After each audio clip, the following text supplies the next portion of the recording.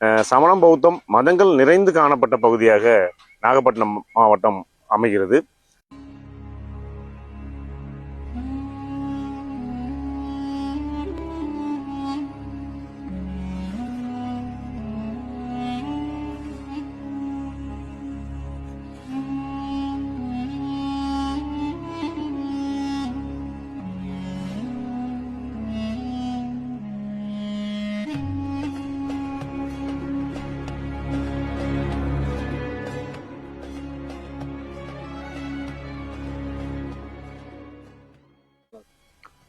வணக்கம்.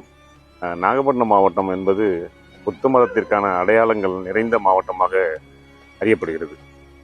ஏனென்றால் சூடாமணி பௌத்த விகாரம் உட்பட புத்த மதங்கள் இந்த பகுதியில் இருந்ததற்கான அடையாளங்கள் வரலாற்று ஆய்வுகள் மூலம் தெரிய வருகின்றது.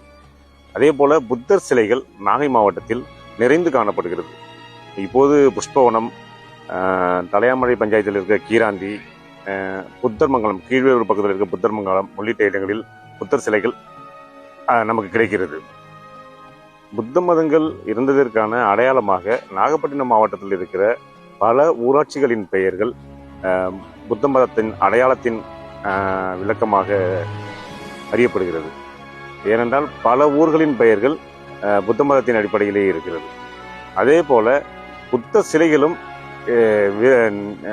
மாவட்டத்தின் எல்லா பகுதிகளிலும் கிடைக்கப்பெறுகிறது. ஒரு காலத்தில் சமணமும் பௌத்தமும் நிறைந்து சமணம் பௌத்தம் மதங்கள் நிறைந்து காணப்பட்ட பகுதியாக நாகப்பட்டினம் மாவட்டம் அமைகிறது.